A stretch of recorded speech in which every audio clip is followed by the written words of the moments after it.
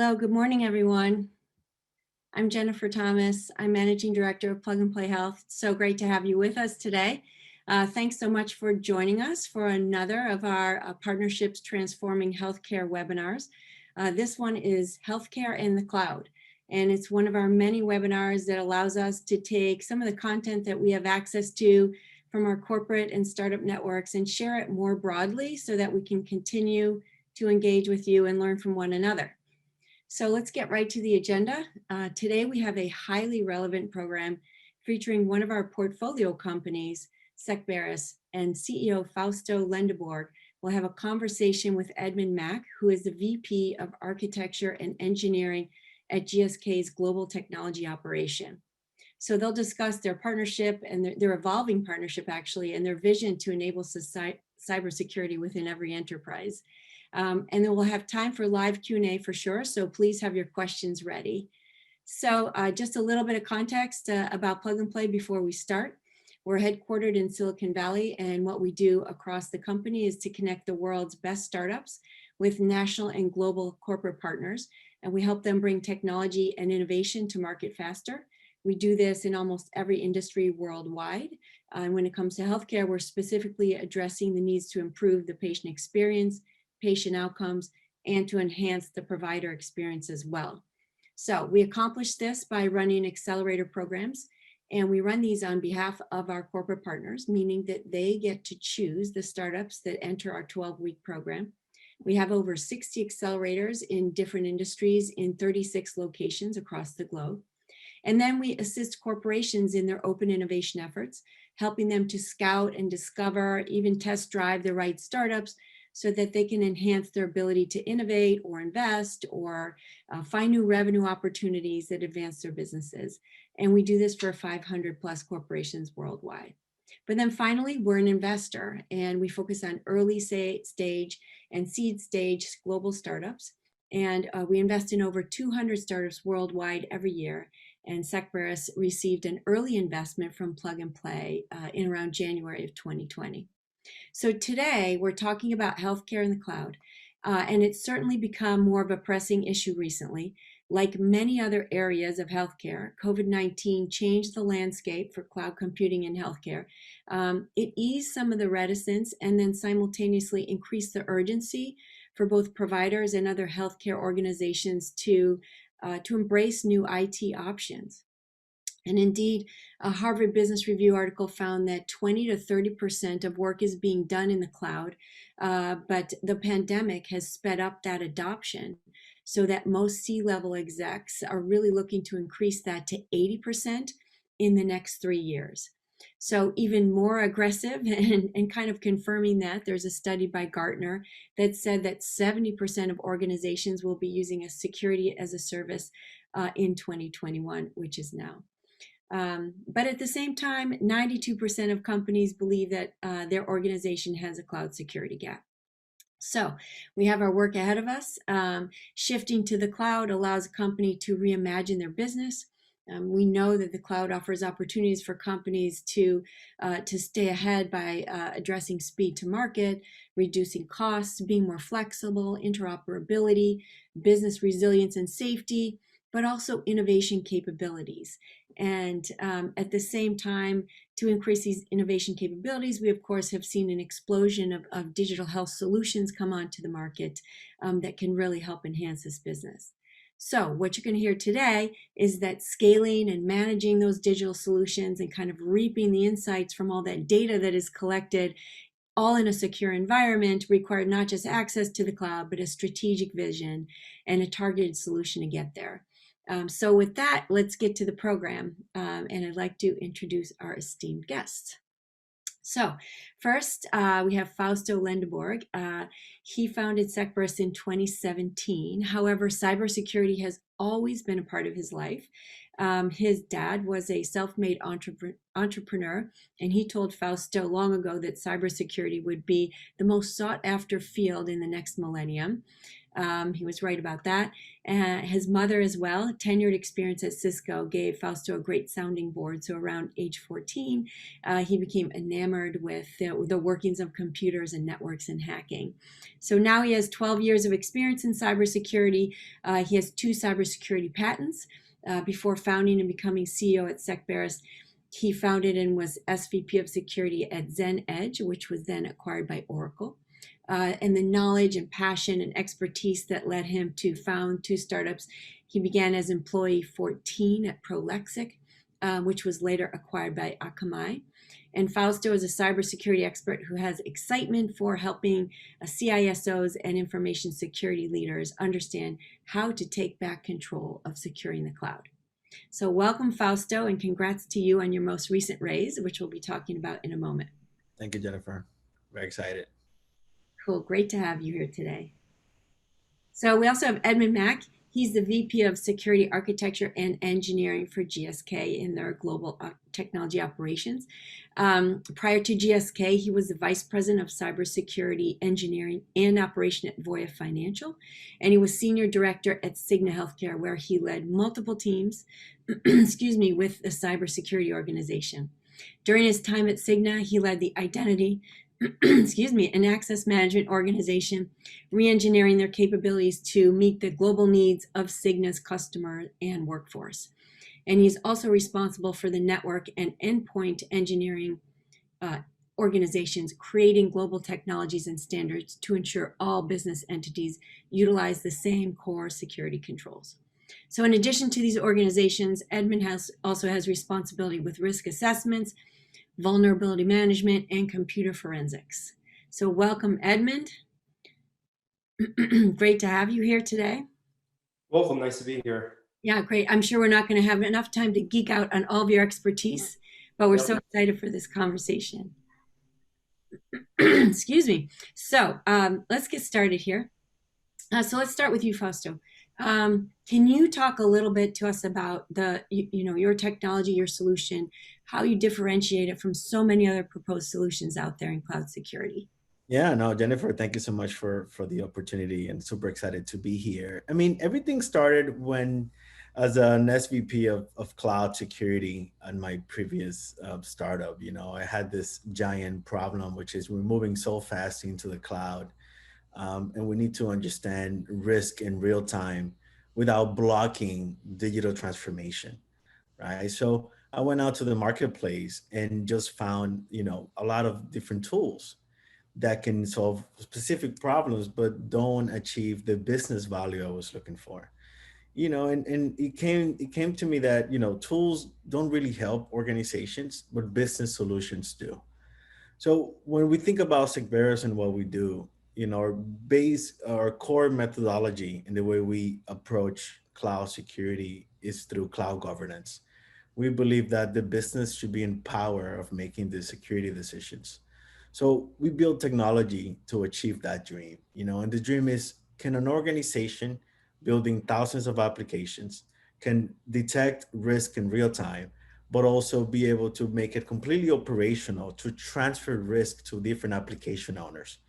And that methodology is at the core of our technology. So our technology allows enterprises to detect risk in real time as they transform their cloud and businesses, but provide business value in the form of complete operational and velocity in the cloud.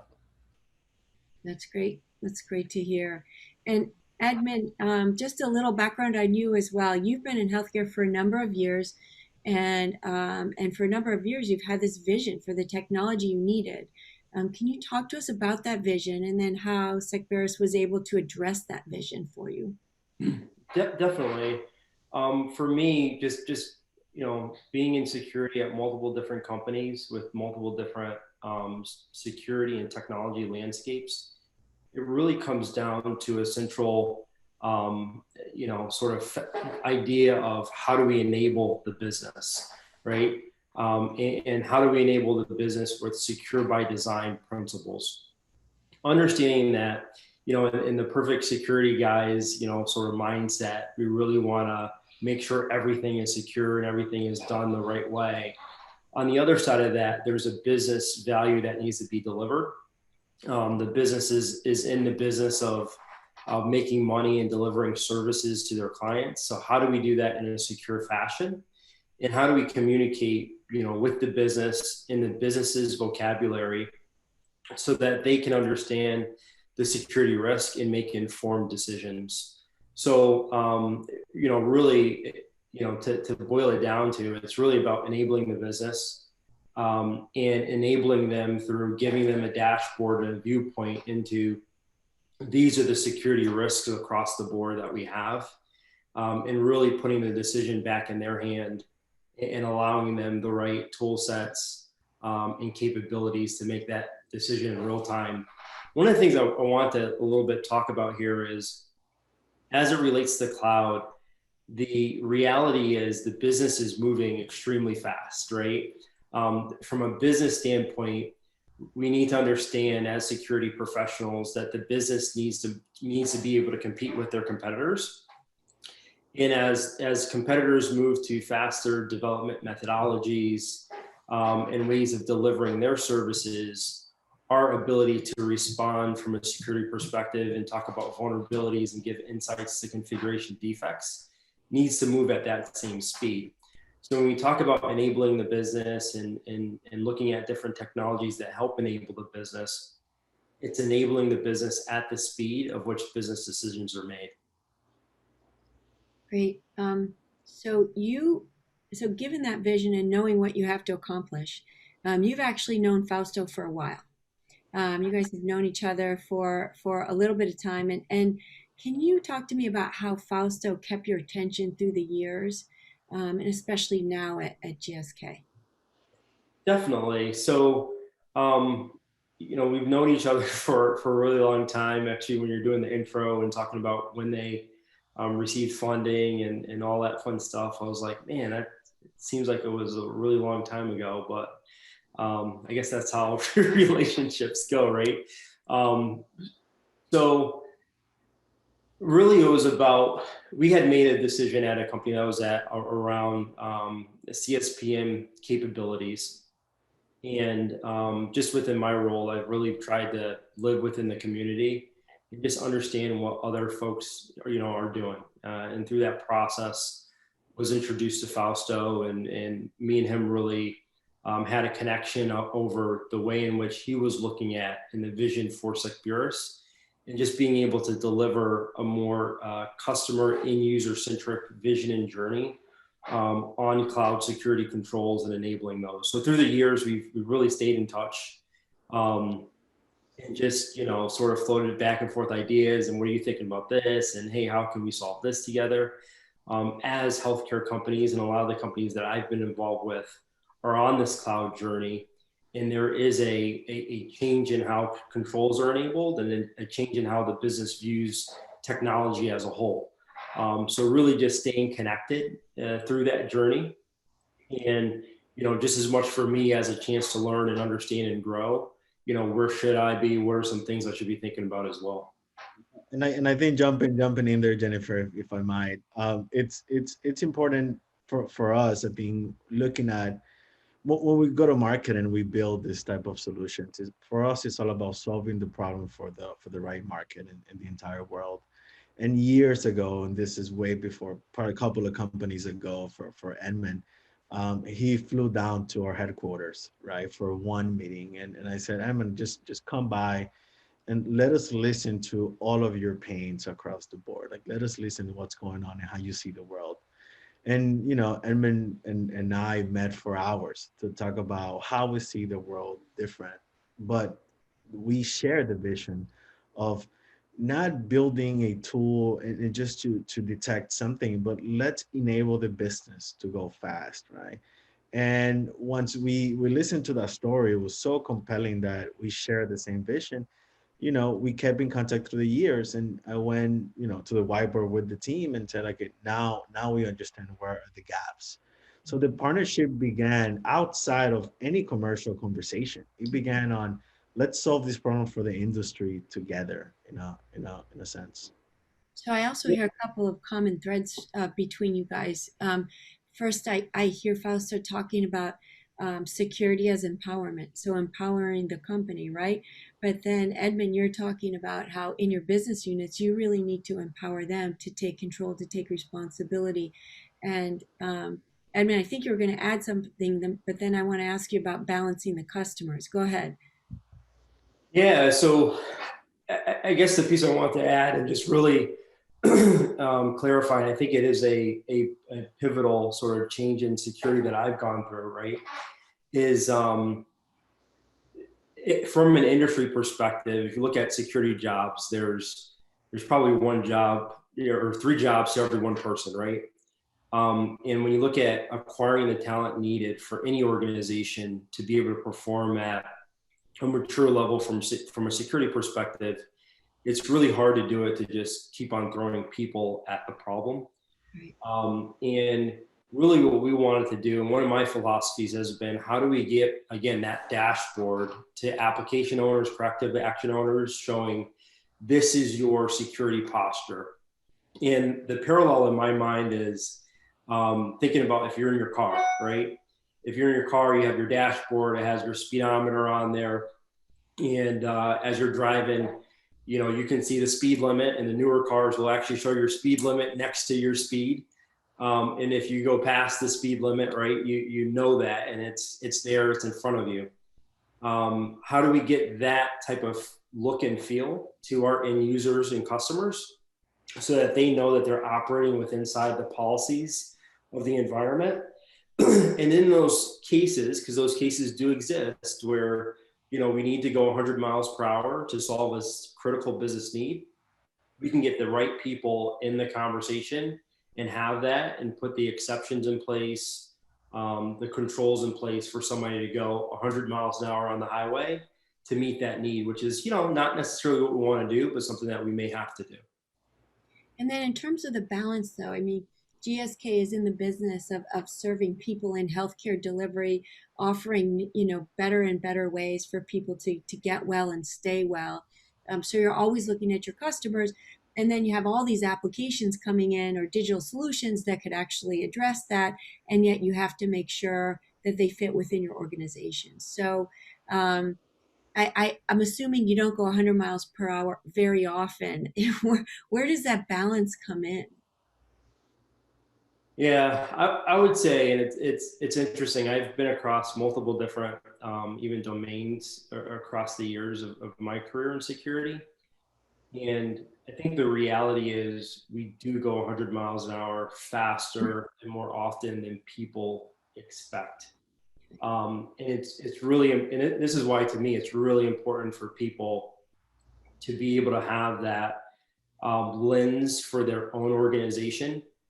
To see this is where the R&D organization is at, and this is where we're at from a control, compliance, vulnerability management, security as a whole, to then be able to pull the levers and say, okay, in this situation, I'm going to go a little bit outside the bounds. And that's really about, when I talk about enabling security for the business, is really allowing the business to make some of these security decisions within a realm of control. But then again, having that transparency so that everybody is on the same page and understands the risk that's being inherited or solved or not solved. Yeah. Right, got it. And then Fausto, address that for a minute. You're the one that came in with the solution. So talk a little bit about how, knowing Edmund for a while, knowing what his vision was. I heard you say that it's kind of something that you've been embodying for a while. How did you roll this out? What is it actually helping GSK do? Yeah, so our initial challenge to solve the problem was truly, build something completely different than the world is now used to have, right? So it was a contrarian approach to what the world has in cloud security and tooling, right? Where tools are being shipped to the developers as they build infrastructure and applications. For us, we needed to look at it from a top-down approach, a business-first methodology. And when you look at it like that, we traversed the entire technology stack. So regardless of what type of technology the application owners are using to build applications, we can actually detect risk at that level.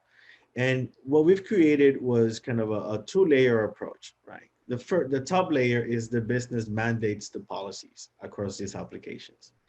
And at the bottom layer, the application owners receive the policy violations that are supposed to be governed by the policy set by the business. So in these two layers, what we now have is, Edmund Mack and the leadership team can truly have risk communication across the board. So that dashboard that he talks about. But he can also be sliced down per application, per business unit, and really attaching the business value from a risk communication perspective. Like how much time are we spending solving problems?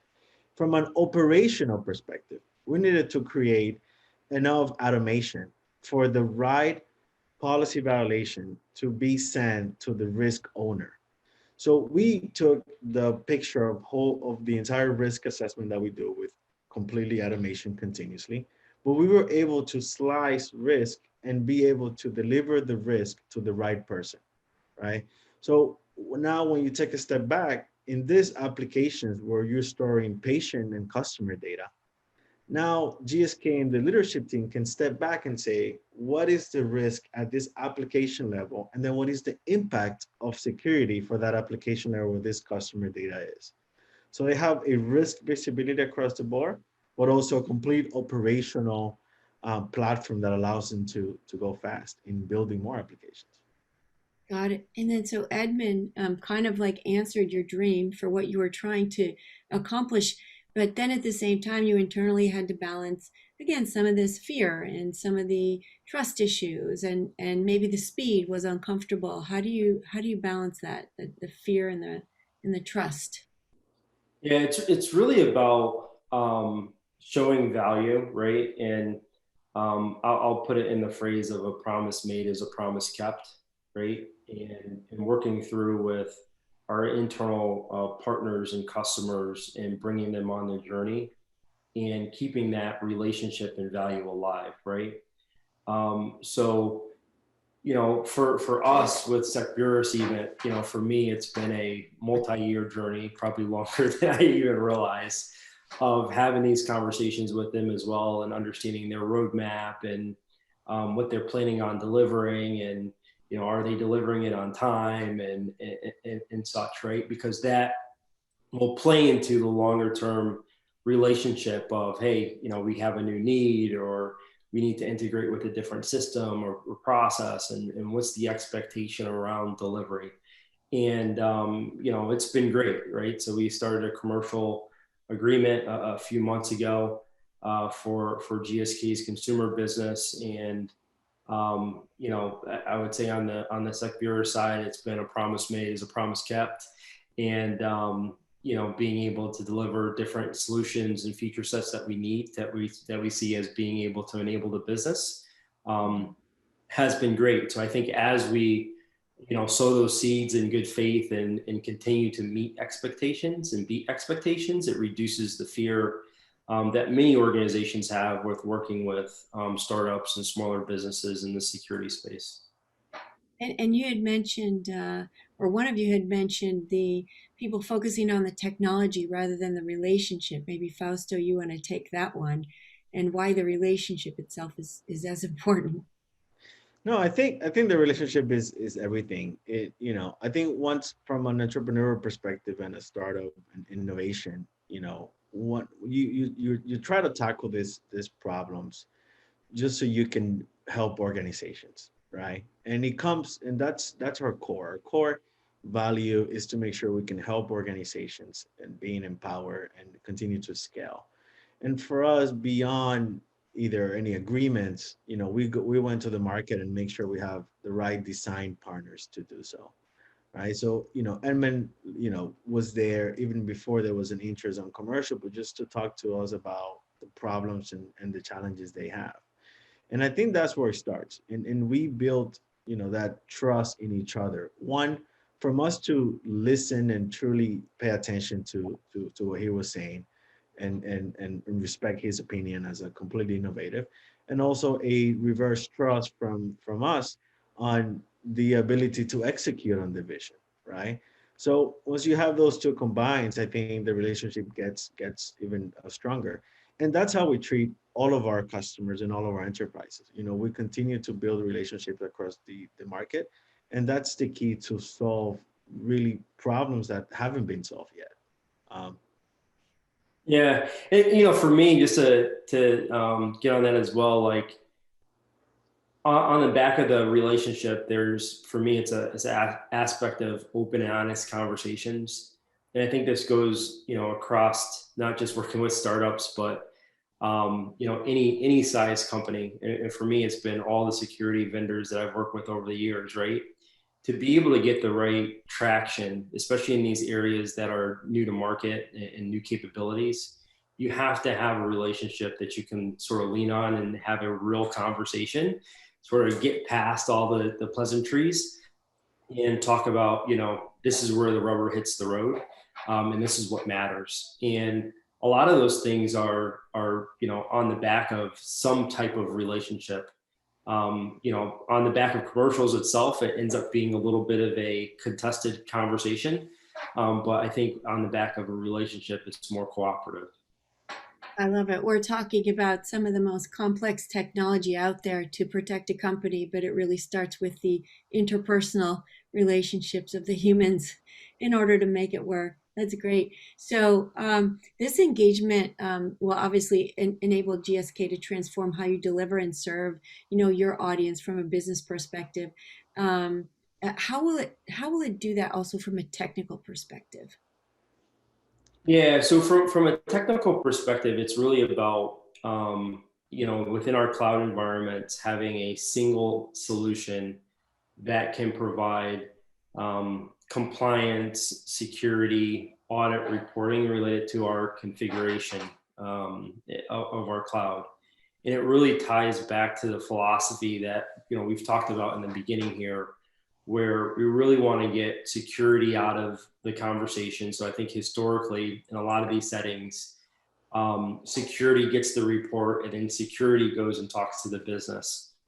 We really want to change that around and say the business gets the report, the business updates their Jira dashboards, they add items to their Jira tasks, their sprints, this, that, and the other, and they solve issues. And security is having a more of a governance conversation over, is the business along with IT delivering the strides necessary to make sure our environment's protected. And again, I'll go back to the car analogy. I suppose many years ago, when cars first came out, if you had an issue, you'd find out about it because the car actually broke down and you're stuck someplace. And then the mechanic tells you, hey, you ran out of oil, right? But nowadays you get a little light on your dashboard that says, hey, go in for service.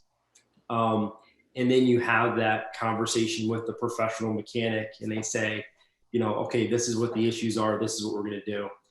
And, in the same analogy, that's really what we're trying to do. We're trying to give people, hey, you don't have any more windshield wiper fluid. You can handle that on your own. Go figure it out, right? But then there's a more complex issue. Let's use our security resources that are hard to come by to solve the big issues for the business. And let's let the federated organization manage some of the day-to-day security things that come up that's within their realm of control. And to piggyback of that analogy, if you look at what an enterprise is trying to do and the way they're building applications, think about 1,000 cars being shipped every single day. And on the road, you have a mechanic fixing it actually on the highway itself, right? So we're talking about high scale, high speed happening, across the board. So how do you bring it all down into the house? One car is okay, but when you have thousands of cars hitting the road per day, it's the main challenge that we solve for. Yeah. And again, like that goes back to scaling the business, scaling security with the business, enabling the business. The worst day for me, and I think when I look at my peers in the industry, they say the same thing, is when you literally have to stand in front of the business and say, no, you cannot go with this release, right? And it's not just about the release, it's that we have customers, external customers, paying customers that are expecting some type of capability or feature within that then goes back to our ability to win or sell business. And every time we put a stop to those processes, the business loses, right? That we're all a part of, we're trying to enable. So giving people the early insights into, hey, we're going down a path that is going to be problematic is truly what allows the business to plan appropriately and, hit their goals, meet their expectations, and win in the marketplace. I think I hear you saying that instead of security being responsible for all these changes and transformation, that you become this like strategic liaison, right? And that as a strategic liaison, it allows the business units to be more empowered and take more control, and that Secberus solution allows them to do that. So how do you can you give a use case, or can you talk to something that has been successful or is really making progress that that is sort of an active example? Sure. So, we're early in our journey, and I'll say this, like I've gone through this journey a few different times, different companies and sort of different complexities. The reality is for companies going through this journey, there's just a realization of you're no longer in a moat and castle security configuration where we have these strong external perimeter capabilities, but it's the controls everywhere. An internal asset can have external visibility from a cloud base. So the early wins is just about getting the appropriate visibility into this is what our security configuration looks like. Being able to do the double click down and understand asset and application lineage, in that, hey, this asset's a part of this application, which will have these business impacts, and really being able to make those changes in real time, right? So giving the business IT partners, this is what you need to do to fix the problem. Then putting the fix in and then seeing immediately, within the dashboard, okay, the problem went away. So I'd say that's one piece of it. The other piece of it is allowing the different application areas. When I say business, just for everybody's understanding, there is this sort of mix between the business being a part of IT, as well as in the IT areas that support the business, as well as truly the business, right? But those application areas, being able to look at the development and deployment of their solutions as well, and make those same decisions and fixes in real time without having to interact back with security for security to say, nope, you broke the law, right? So we've seen a lot of people, making the right steps given the information and knowing, this is where their security posture is. And I think to add there, to Edmund's point, Jennifer, was the early success was we were able to do a deployment across these applications and these environments without causing any friction to any team, right? So think about how you can empower, create the solution, start creating, building this platform. And we were able to do that from a single seat, right? Hundreds of applications, thousands of applications. So the no friction onboarding was a big early success for us. Yeah, literally, one day onboarding, couple of minutes from folks need to make the necessary configuration changes, and a ton of insights and learnings, and again, people being able to make those self-corrective actions to move the security posture in a positive direction. Got it. That's great. So, when it comes to the big picture, and Fausto, I'm going to ask you the same thing. Where do you think the industry is going with cloud security? I mean, you heard me say those statistics that, many are only work is only 20 to 30% in the cloud. Everyone's got this goal to get to 80%, and yet 92% of companies, feel that there's some massive gap. What's the big picture? How long is it going to take? Do you have any crystal ball that you can write on that one?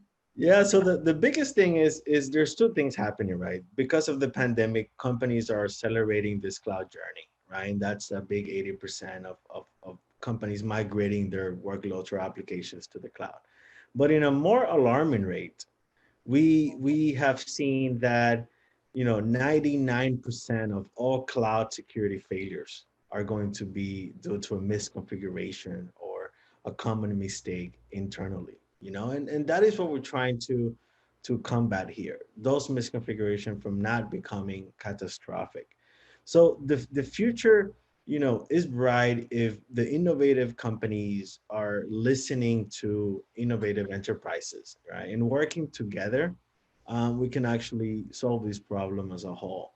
And that's how we found our product market fit, was through listening to the CISOs and these leadership positions, and adapting to those challenges, understanding what the future has embarking, and then just building to make sure that truly that we have a better world into our data into the future. So right now the world is very behind, companies not having the right solutions, looking for the right solutions and approach.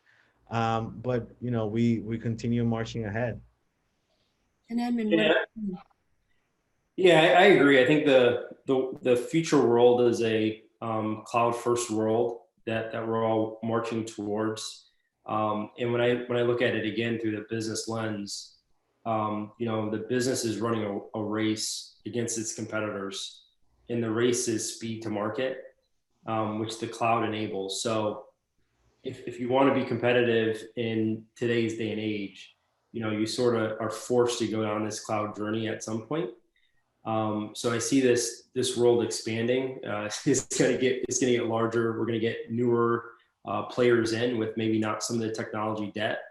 Again, that are looking to move fast, right? So definitely, it's very important, I guess, for people to get the right framework of how will they govern the cloud. And again, most companies, most of my peers that I've talked to, are trying to move to our stance where we're enabling the business. We're giving them real-time information, because the amount of change is steadily increasing, right? And if you look at the big players in some of these places, right? Look at what Apple is doing, what Facebook is doing, the number of releases that they have to their mobile applications on a yearly basis. Maybe 5 years ago, you'd look at even those companies and say, oh man, they had 3 or 4 major releases in a year. No, they're releasing updates weekly, on their major platforms, and all those things have to go through these different security reviews, security cycles, and that's what our business peers and companies have to be judged against, right? And I've through the years working with companies that have a more B2C model, and they have a larger customer base. Customers, us, right? We're expecting these same capabilities in the mobile apps that you're using, right? So if you're using your banking app, you're expecting to be able to get some kind of MFA authentication, right? It's pretty standard. And being able to have these controls in place is the expectation of our customers. So you can't even win in the marketplace unless you're winning with security first. What about healthcare as an industry? I've seen sort of competing information. Some articles say healthcare is way behind. Others say that they're not so bad, that they are moving to the cloud. Do you have any comments, either Fausto or Edmund, on healthcare specifically?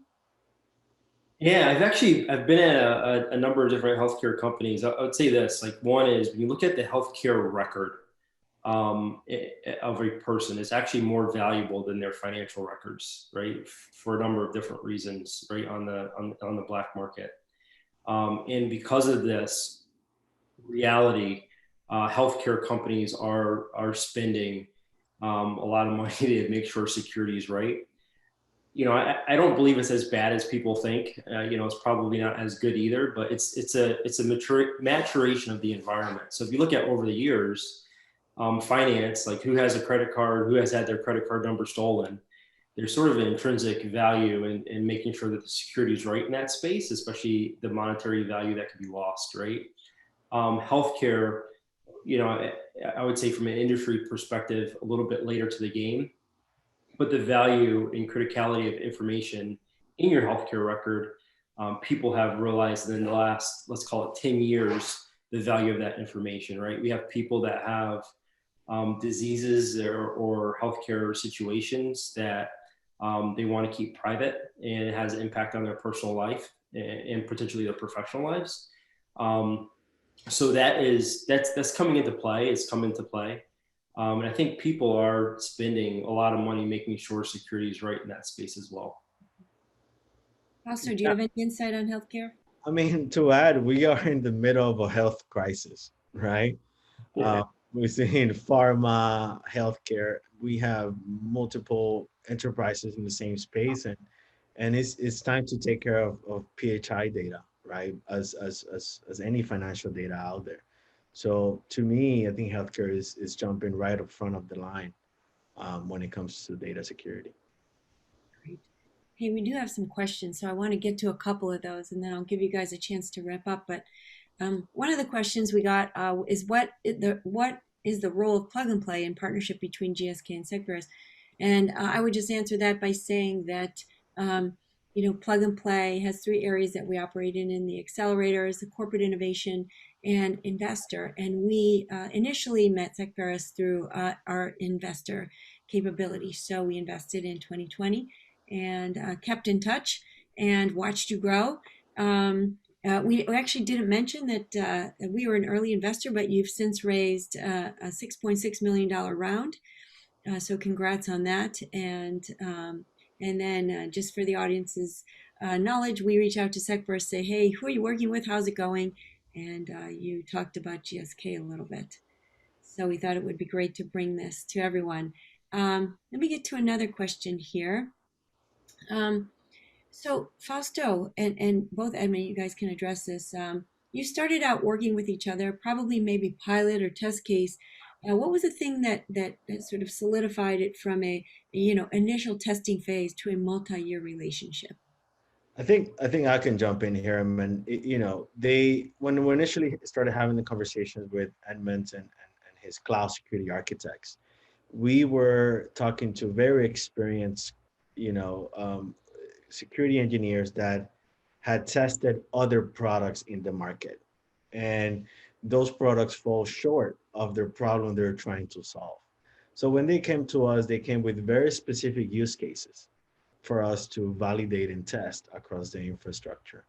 So it was actually going through the use cases, showing not only the business value, but also the technical value that allowed them to gain trust in not that only that we were able to execute on that use case, but we can execute as an innovative company. And I think that was the big test there as part of our process of proof of value that was initially done that moved the conversation forward.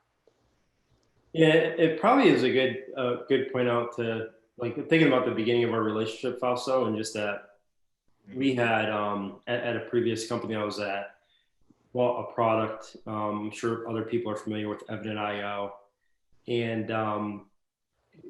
they ended up being acquired, and a lot of changes with the platform through the acquisition processes. And short story is some of the basic vision that we were trying to get to from a security organization and how we interact with the rest of the organization had been sort of lost within some of that activity. And really trying to bring that back to its core is something that we, started having the conversations on, got introduced to, et cetera, et cetera. And really it was about being able to deliver that core value. And I think within the industry, we almost see this within different company silos where people are trying to double down on security and what we can do from a security viewpoint, but not necessarily seeing that security needs to be able to interact with outside those walls, as well as with different players within the security industry to create the complete picture. Yeah. You see.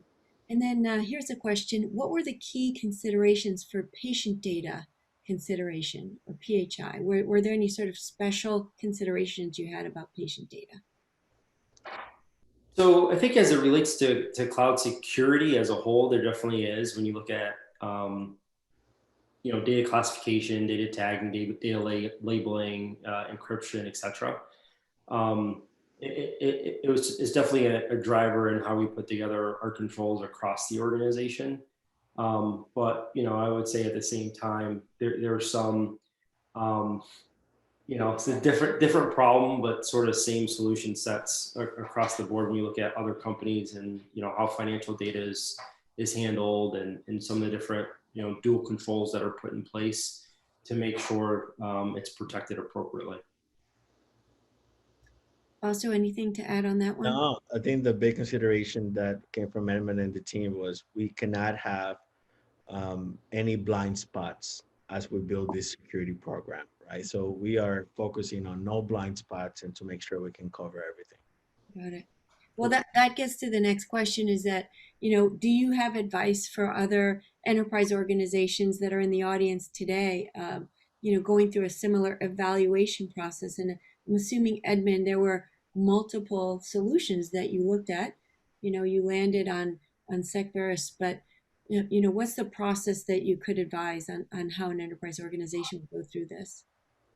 Yeah, I sort of have like I guess a quip of a little bit on this is, take your security engineers out the room and pull in the business and pull in your customers and end users that are actually going to have to make the changes and think through their eyes, right? So it's really about starting with the end in mind and understanding that, from a security perspective, I'm not taking away the role that needs to be played and the ownership that needs to be there, but there's a lot of interaction that needs to be done across the business and across the application areas, across the dev teams. And it needs to make sense for them. Mm-hmm. And, as you go through this cloud journey, you stop talking about sort of vulnerabilities and you start talking about defects and configuration issues, because that's the language that the development organization speaks and the business speaks. So it's really about sort of changing the lens a little bit and making sure we're meeting their needs, as their needs are really driving, I would say, the core requirements in that, let's remember the goal here is to reduce the risk in the organization. And they're the ones that are, largely introducing the risk as these applications and systems are built. Got it. And then another question, cloud configuration governance is just one area I view in a risk posture. How can Secberus handle identifying what data is stored in resources, for example, AWS, S3, or Azure storage accounts, outside of just adding classification tags? Fausto. So right now we're working on a feature to integrate a solution that is able to read the data inside this data store in order to classify the data itself, right? And that's part of one of our features in our platform. Right. So with that in embedded, and we're definitely working with GSK in these use cases, is to understand the data that's stored there and what type of risk that data exposes in the case of a data breach, right? And it's connecting the risk severity from the business to the data classification and then delivering that communication and risk mitigation to the right team. So it's a twofold problem solution that we're working with, but that is something that we also are planning to take care of. Got it. Great. And then another question, for healthcare and life science companies that have developed hybrid application workloads, running both in an enterprise and cloud deployment model, how did the Secberus platform provide the quote business unquote visibility needed on the security posture and related security risks on both deployment methods? Yeah, so the way that we design our platform is that we can take in as an input any data source. And what I mean is we can integrate the entire technology stack. So we can integrate the workloads that live on your cloud, but we can also integrate into our data lake the workloads that live in your hybrid or physical environment. And those two things combined can be governed by a policy first or a business approach. So the ability to scale for us is agnostic to any data the customer has. So regardless of the technology stack the customer uses, we can actually deploy a solution that fits that tailored strategy of the customer. Got it. Great. I think most of the rest of the questions have already been answered. So I did want to give both of you a sort of a last chance to say any comments. And Fausto, if you wouldn't mind, if you have any words of wisdom for other startups, there are many going through this. You just raised a lot of money during a pandemic. Kind of what's next for you, and what words of advice could you give? Yeah, so I think the first thing is to make sure you continue to find partners and build those relationships to get a product to market. That's how we were able to find a product market fit and to truly listen to our customers, right? I think from now on, our goal is to replicate the success we're having with these early enterprises into the global market. So, we continue to listen, we continue to reiterate, we continue to build based on those challenges. And that's the number one, just stay true to the vision, but be able to modify things in the journey as they see fit from the customer side. Just on that point, may I ask you, are you asked to modify frequently? Are you asked to do these tweaks frequently, or is it for the most part is your core service offering something that a company's interested in? At the core, our methodology and our technology, it's the enough for our company to start ramping up, right? But as we add more functionality, is based on discovering new challenges the customer has. So, we build this core platform, but now as we continue down the market, is continue listening to other challenges that the customer might not even be aware of, and they're finding along their cloud journey. So we continue to be very flexible in the way that we've architected just to cater to those use cases. Excellent. And then Edmund, any words of advice to you? I mean, there are quite a number of participants in the audience that are in your shoes running enterprise organizations, and they've got a big job ahead of them. Yeah, just take it day by day, and really, my thought is just focus on the business need and what's important to the business. And if we can solve that, we can move the ball forward. We can deliver the value, and usually that comes with getting the funding, resourcing, support necessary to continue the journey at a faster pace. Great. Well, I can't thank you both enough for joining us today. It's just such a pleasure to have you. I appreciate your time and your insight. And I think we have a poll that's going to pop up if anyone wants to have an introduction to Fausto, talk more to him. But thanks everyone for joining us today. It was a great conversation, and thank you again to the audience too for participating.